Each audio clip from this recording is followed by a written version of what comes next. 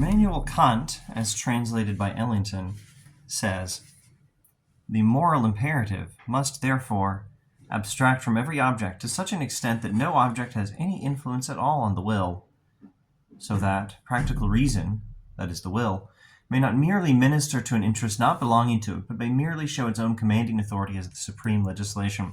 I'm going to try to keep this video brief for a change, and I'll not explain everything he's saying here. I'm not entirely sure I even could, but I can explain one thing. Kant is definitely emphasizing the fact that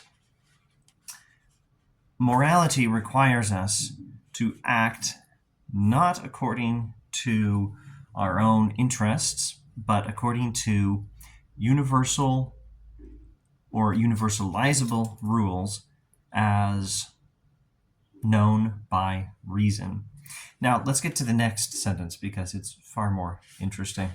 Thus, for example, I ought to endeavor to promote the happiness of others, not as though its realization were any concern of mine, whether by immediate inclination or by any satisfaction indirectly gained through reason, but merely because a maxim which excludes it cannot be comprehended as a universal law in one and the same volition.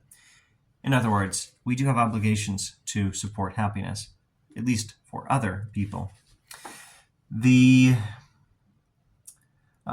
A maxim which excludes the promotion of the happiness of other people cannot be comprehended as a universal law in one and the same volition. Now, he's not helping us by going into a little detail here, but let me say something about what that would mean. He's using categorical imperative version 1 thinking here. A maxim which excludes the pursuit of the happiness of others cannot be comprehended as a universal law in one and the same volition. That means if we have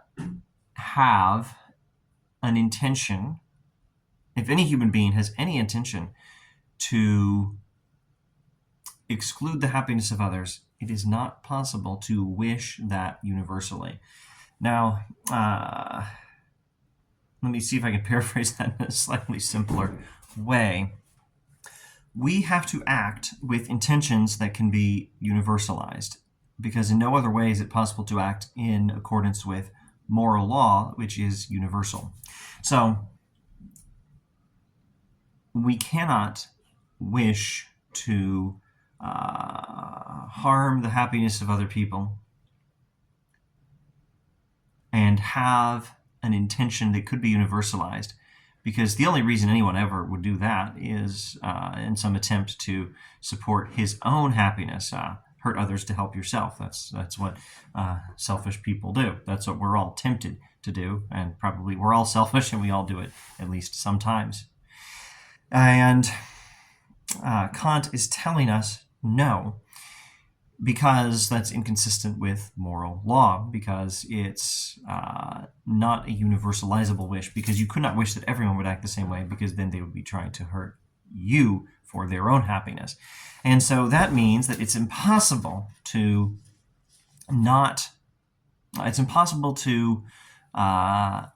in accordance with moral law, oppose the happiness of other people. But there's a little bit more than even that. It's also, we are required positively to promote the happiness of other people. Why? Because any principle for action, any justification for a decision a human being might use, which excludes the happiness of others, is still not something that can be universalized, because you would still not want other people to be uninterested in promoting the happiness of you. I think it's really as simple as that, but if you want to make it more complex, well, you can, and it's Kant. There's always some other layer or some other aspect that could be explained in more detail.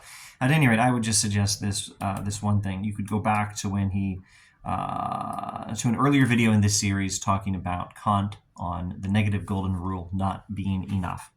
All right, that's enough for now. Thanks for watching.